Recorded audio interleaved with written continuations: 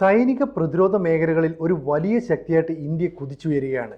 അപ്പോൾ എപ്പോൾ വേണമെങ്കിലും ലോകത്തെ ഏറ്റവും മികച്ച രാജ്യങ്ങളെന്ന് അവകാശപ്പെടുന്ന അമേരിക്കയ്ക്കും റഷ്യയ്ക്കും ഒപ്പം ഇന്ത്യ എത്തിയേക്കുമെന്ന് അവരും തിരിച്ചറിയുന്നുണ്ട്.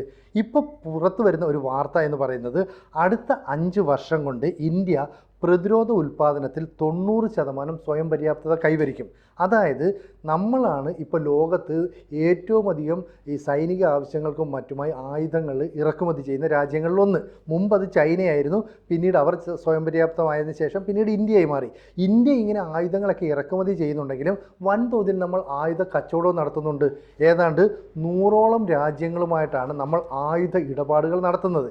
ഇപ്പോൾ പറയുന്നത് എന്താണെന്ന് വെച്ചാൽ DRDOയുടെ മേധാവിയുണ്ട്, അതായത് സമീർ വി കമ്മത്ത് പറയുന്നു, അടുത്ത 4-5 വർഷം കൊണ്ട് നമ്മൾ പൂർണ്ണമായും ഈ ആയുധ നിർമ്മാണ രംഗത്ത്, പ്രതിരോധ ഉൽപ്പാദന രംഗത്തൊക്കെ 90% സ്വയം പര്യാപ്തത കൈവരിക്കും. അപ്പോൾ ലോകത്തെ ഏറ്റവും മികച്ച രാജ്യങ്ങളെന്ന് പറയുന്ന അമേരിക്ക ആയിക്കോട്ടെ, റഷ്യ ആയിക്കോട്ടെ, ചൈന ആയിക്കോട്ടെ, ഈ രാജ്യങ്ങളൊന്നും തന്നെ 100% സ്വയം പര്യാപ്തത കൈവരിച്ചിട്ടില്ല.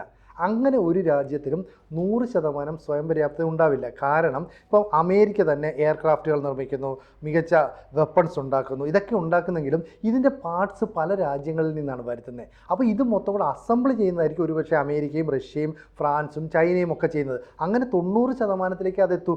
100%വും സ്വയം പര്യാപ്തമാകുക എന്ന് പറയുന്നത് ഒരു രാജ്യത്തിന് ഒട്ടും ഗുണകരമല്ല. അതുകൊണ്ട് തന്നെയാണ് നമ്മുടെ DRDO, അതായത് ഗവേഷണ സ്ഥാപനമാണ്, ഈ ഗവേഷണ സ്ഥാപനത്തിൻ്റെ തലവൻ സമീർ വി കമ്മത്ത് പറയുന്നു, നമ്മൾ വളരെ പെട്ടെന്നാണ് സ്വയം പര്യാപ്തതയിലേക്ക് നീങ്ങുന്നത്. അപ്പോൾ രാഷ്ട്രീയക്കാരെ പോലെയല്ല, DRDOയുടെ ഒരു മേധാവി എന്ന് പറയുന്നത് വെറും വാക്ക് പറയില്ല. അദ്ദേഹം പറയുന്ന കാര്യങ്ങൾക്ക് വലിയ പ്രസക്തിയുണ്ട്.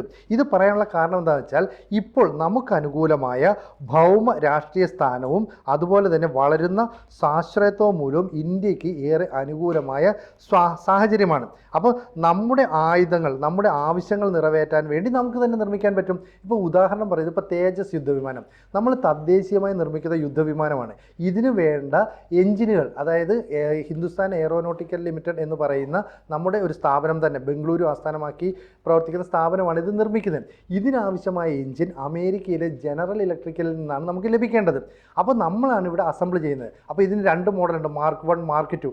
ഇപ്പോൾ എഞ്ചിൻ ഒന്നും കിട്ടുന്നില്ല എന്ന് പറഞ്ഞിട്ട് അമേരിക്കയുമായി നമ്മൾ വലിയ പ്രശ്നമുണ്ടായി. എന്നാൽ ജോ ബൈഡൻ അധികാരത്തിൽ നിന്ന് മാറുന്നു, ഡൊണാൾഡ് ട്രംപ് അധികാരത്തിലേക്ക് വരുന്നു. ഇതോടുകൂടി മോദിയും ട്രംപും തമ്മിലുള്ള കെമിസ്ട്രി കൂടുതൽ വർക്ക് ചെയ്യുകയും നമുക്ക് തരാനുള്ള ഈ എഞ്ചിനുകൾ ജനറൽ ഇലക്ട്രിക് നമുക്ക് തരികയും ചെയ്തു. അങ്ങനെ നമ്മൾ അതിൻ്റെ നിർമ്മാണത്തിലേക്ക് കടക്കുന്നു. അപ്പോൾ നമ്മൾ ഈ തേജസ് യുദ്ധവിമാനം നിർമ്മിക്കുന്നു, പിനാക്കെ റോക്കറ്റ് സിസ്റ്റം അത് നിർമ്മിക്കുന്നു. ഇതൊക്കെ തന്നെ മറ്റു പല രാജ്യങ്ങളും ആവശ്യക്കാരായിട്ട് നമ്മുടെ രാജ്യത്തെ സമീപിക്കുന്നുണ്ട്. ഇപ്പോൾ ഫ്രാൻസ് ഉൾപ്പെടെയുള്ള രാജ്യങ്ങൾ നമ്മുടെ കയ്യിൽ നിന്ന് മിസൈൽ സംവിധാനങ്ങൾ വാങ്ങാൻ പോകുന്നു എന്നുള്ള വാർത്തകളൊക്കെ പുറത്തു വന്നു.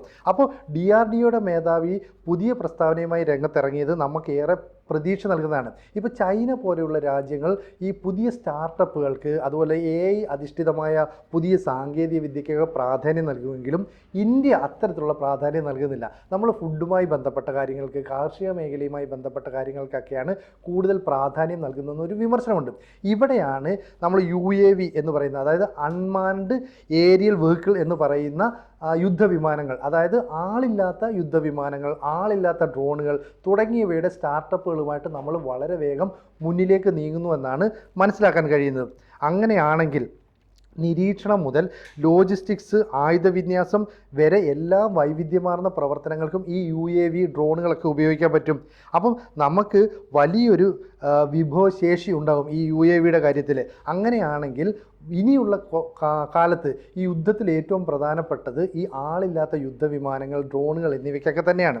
അവയൊക്കെ നമ്മൾ നിർമ്മിച്ചാൽ ഒരുപക്ഷെ അമേരിക്കയും റഷ്യയും പോലെയുള്ള രാജ്യങ്ങൾ പോലും നമ്മുടെ അടുത്തേക്ക് ഇത് ആവശ്യപ്പെട്ടു വന്നേക്കാം. ഇപ്പോൾ തെക്ക് കിഴക്കൻ ഏഷ്യയിലെ രാജ്യങ്ങൾ, അവരൊക്കെ നമ്മുടെ അടുത്ത് പ്രധാനമായിട്ടും ഇതിന് ആവശ്യം ഉന്നയിക്കുന്നുണ്ട്. ഇപ്പോൾ ഫിലിപ്പൈൻസ്, ഇന്തോനേഷ്യ, വിയറ്റ്നാം തുടങ്ങിയ രാജ്യങ്ങൾ ഇപ്പോൾ തന്നെ നമ്മളുമായിട്ട് ആയുധ കരാറിൽ ഏർപ്പെടാൻ തയ്യാറായിട്ട് നിൽക്കുകയാണ്. അപ്പോൾ പ്രതിരോധ രംഗത്ത് നമ്മൾ സ്വയം പര്യാപ്തത കൈവരിക്കുകയാണ് വരികയാണെങ്കിൽ ലോകരാജ്യങ്ങൾ നമ്മളെ ഏതാണ്ട് കൂടുതൽ ബഹുമാനിക്കുന്ന അവസ്ഥയിലേക്ക് എത്തും. DRDOയ്ക്ക് സ്വാഭാവികമായിട്ടും ഈ ബഹിരാകാശത്തെ കാര്യങ്ങളൊക്കെ നിർണ്ണയിക്കുന്നതിൽ നിർണായകമായ പങ്കുണ്ട്. ഇപ്പം റഷ്യ ഉക്രൈൻ യുദ്ധത്തിലെ ആദ്യകാലത്തെ സംഭവ വികാസങ്ങൾ DRDO തന്നെ വ്യക്തമാക്കുന്നുണ്ട്. അപ്പോൾ ആദ്യ ദിനങ്ങളിൽ റഷ്യ ഉക്രൈൻ്റെ ആശയവിനിമയ മാർഗ്ഗങ്ങൾ മുഴുവൻ, അതായത് ടെലികമ്മ്യൂണിക്കേഷൻ സംവിധാനങ്ങൾ മുഴുവൻ നശിപ്പിച്ചു കളഞ്ഞു. അപ്പോൾ റഷ്യയ്ക്കൊരു മേൽക്കൈ കിട്ടി. എന്നാൽ സ്റ്റാർലിങ്ക് LEO ഉപഗ്രഹങ്ങൾ ഉപയോഗിച്ച് വളരെ പെട്ടെന്ന് ഈ കണക്ടിവിറ്റി തിരിച്ചു പിടിച്ചു. ഇതാണ് പറയുന്നത്. അപ്പം ആളില്ലാത്ത ഡ്രോണുകളും വിമാനങ്ങളും ഒക്കെ ഈ യുദ്ധ സാഹചര്യത്തിൽ, അതായത് ആധുനിക കാലഘട്ടത്തിൽ വളരെ ഗുണപ്രദമാണ് എന്ന് വ്യക്തമാക്കുന്നതാണ്. അതുകൊണ്ടാണ് അടുത്ത 4-5 വർഷം കൊണ്ട് നമ്മൾ യുദ്ധവിമാനങ്ങൾ നിർമ്മിക്കുന്ന കാര്യത്തിൽ, ടാങ്കുകൾ നിർമ്മിക്കുന്ന കാര്യത്തിൽ, മിസൈലുകൾ, അതുപോലെ തന്നെ തോക്കുകൾ, ഇവയൊക്കെ നിർമ്മിക്കുന്ന കാര്യത്തിൽ 90% സ്വയം പര്യാപ്തതയിലേക്ക് നമ്മളെത്തും. അങ്ങനെ നമ്മൾ നിർമ്മിക്കുന്ന ഈ ആയുധങ്ങൾ വാങ്ങാൻ സൗത്ത് ഈസ്റ്റ് ഏഷ്യൻ രാജ്യങ്ങൾ മാത്രമല്ല, റഷ്യയും അമേരിക്കയും ഫ്രാൻസും ജർമ്മനിയും ഉൾപ്പെടെയുള്ള രാജ്യങ്ങൾ നമ്മളുമായിട്ട് ബന്ധങ്ങൾ മെച്ചപ്പെടുത്താനായിട്ട് ശ്രമിക്കുമെന്ന് നമുക്കറിയാം. ഇപ്പം എയർ ഡിഫൻസ് സിസ്റ്റം ഉണ്ട്. S-400 എന്ന് പറയുന്ന റഷ്യയുടെ എയർ ഡിഫൻസ് സിസ്റ്റമാണ് ഏറ്റവും മികച്ചതെന്ന് കരുതുന്നത്. നമ്മൾ പറയുന്നത് വാങ്ങിച്ചിട്ടുമുണ്ട്. ഇത് കൂടാതെ നമ്മൾ കൂടുതൽ മികച്ച ഈ എയർ ഡിഫൻസ് സിസ്റ്റം തദ്ദേശീയമായി നിർമ്മിക്കാൻ പോവുകയാണ്. അതിനുള്ള പ്രാരംഭ പ്രവർത്തനങ്ങൾ ആരംഭിച്ചു. തോക്ക്, പീരങ്കി അത് ഉൾപ്പെടെയുള്ള ഇന്ത്യൻ പ്രോഡക്ട്സുകൾ നമ്മൾ നിർമ്മിക്കുമ്പോൾ അതിനാവശ്യക്കാർ കൂടുതലുണ്ടെന്ന് നമുക്കറിയാം. അതാണ് 100ഓളം രാജ്യങ്ങൾ നമ്മളുമായിട്ട് ആയുധ കരാറിൽ ഏർപ്പെടുകയും നമ്മുടെ രാജ്യത്ത് നിന്ന് ആയുധങ്ങൾ വാങ്ങുകയും ചെയ്യുന്നത്. ഒരു കാലത്ത് ലോകത്ത് ഏറ്റവും അധികം ആയുധങ്ങൾ ഇറക്കുമതി ചെയ്യുന്ന രാജ്യം ഏതാണെന്ന് ചോദിച്ചാൽ ചൈനയായിരുന്നു. പക്ഷേ കാലക്രമേണ അവർ സ്വയം പര്യാപ്തമാവുകയും അവിടെ കൂടുതൽ ആയുധങ്ങൾ നിർമ്മിക്കുകയും ചെയ്തു. ഏതാണ്ട് സെയിം വഴിയിലൂടെയാണ് ഇന്ത്യ നീങ്ങുന്നത്. അതുകൊണ്ടാണ് ചൈന ഇപ്പോൾ ഇന്ത്യയുമായിട്ട് പ്രശ്നങ്ങളൊന്നും ഉണ്ടാക്കാത്തത്. കാരണം സൈനിക സാമ്പത്തിക മേഖലയിലടക്കം ഇന്ത്യയുടെ വളർച്ച വളരെ പെട്ടെന്നാണ്.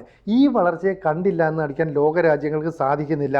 മാത്രമല്ല, ഈ ബഹിരാകാശ അധിഷ്ഠിത സംവിധാനങ്ങളുടെ തന്ത്രപരമായ പ്രാധാന്യം ഇന്ത്യയെ മനസ്സിലാക്കുന്നു. അപ്പോൾ ഉപഗ്രഹങ്ങൾ നിർമ്മിക്കുന്നതിൽ, ചാന്ദ്ര പര്യവേഷണത്തിൽ, അതുപോലെ തന്നെ ബഹിരാകാശ ഗവേഷണവുമായി ബന്ധപ്പെട്ട മേഖലയിലൊക്കെ തന്നെ ഇന്ത്യ വലിയ കുതിപ്പ് നടത്തുന്നു.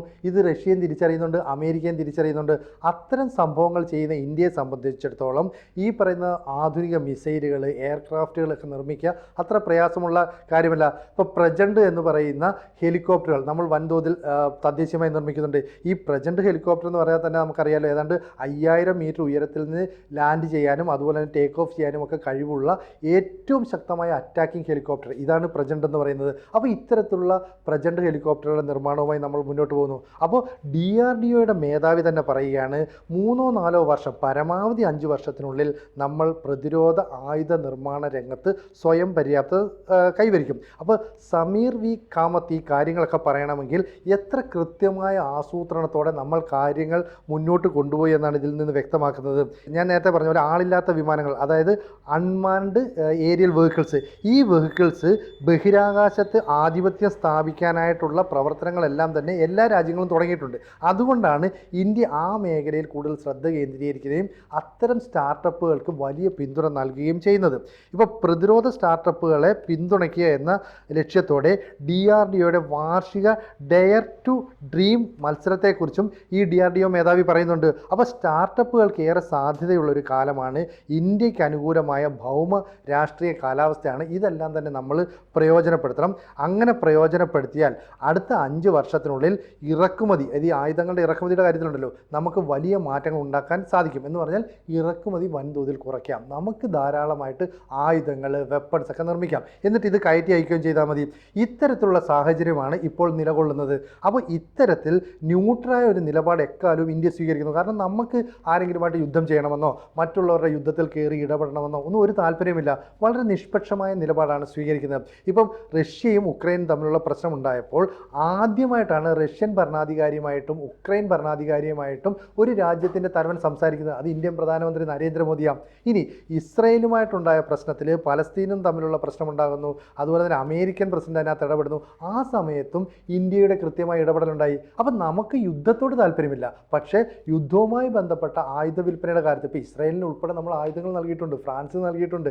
റഷ്യയും ഉക്രൈനും തമ്മിലുള്ള യുദ്ധത്തിൽ മെയ്ഡ് ഇൻ ഇന്ത്യ എന്ന് പറയുന്ന പേരിലുള്ള ധാരാളം ആയുധങ്ങളുടെ അവശിഷ്ടങ്ങളൊക്കെ കണ്ടെത്തിയിട്ടുണ്ട്. അപ്പോൾ ഇന്ത്യ നിഷ്പക്ഷമായ നിലപാട് സ്വീകരിക്കുകയും നമ്മൾ സ്വയം പര്യാപ്തത കൈവരിക്കുകയും ചെയ്താൽ ലോകത്തിലെ ഏറ്റവും മികച്ച രാജ്യങ്ങൾ, ഒരു 5 രാജ്യങ്ങളെ പട്ടിക എടുത്താൽ നമ്മൾ അവിടേക്ക് ഉയർന്നു വരും. അത് സൈനിക കാര്യങ്ങളിൽ മാത്രമല്ല, സാമ്പത്തിക കാര്യങ്ങളിൽ, അതുപോലെ തന്നെ സാങ്കേതിക വൈദഗ്ധ്യങ്ങളുടെ കാര്യത്തിലൊക്കെ തന്നെ നമ്മൾ മുന്നിൽ നിൽക്കും.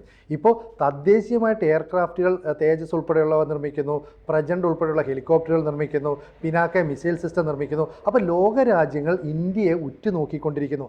അതുകൊണ്ടാണ് DRDO മേധാവി പറയുന്നത് പ്രതിരോധ ഉൽപ്പാദനത്തിൽ നമ്മൾ 90% സ്വയം പര്യാപ്തത വളരെ പെട്ടെന്ന് തന്നെ കൈവരിക്കും. അതായത് ഒരു 10 വർഷത്തിനുള്ളിൽ അൺമാൻഡ് ഏരിയൽ വെഹിക്കിൾ ഉൾപ്പെടെയുള്ള ഈ ഡ്രോണുകൾ, അതുപോലെ തന്നെ എയർക്രാഫ്റ്റുകളൊക്കെ നിർമ്മിക്കുന്ന കാര്യത്തിൽ നമ്മൾ ലോകത്തെ മറ്റ് രാജ്യങ്ങളോട് കിടപിടിക്കുന്ന രീതിയിൽ ഉയർന്നു വരും. അപ്പം ഇന്ത്യൻ പ്രതിരോധ സ്റ്റാർട്ടപ്പുകൾക്ക് വലിയ പിന്തുണ നമ്മൾ നൽകുന്നു എന്നാണ് പറയുന്നത്. അപ്പോൾ സമീർ വി കാമത്തിൻ്റെ ഈ പ്രഖ്യാപനം ഓരോ ഭാരതീയനും അഭിമാനിക്കാവുന്നതാണ് എന്ന കാര്യത്തിൽ യാതൊരു സംശയവും വേണ്ട. കൂടുതൽ വാർത്തകളും വിശേഷങ്ങളും നിങ്ങളിലേക്ക് എത്താൻ ABC മലയാളം സബ്സ്ക്രൈബ് ചെയ്യുക, ബെൽ ബട്ടണും അമർത്തുക.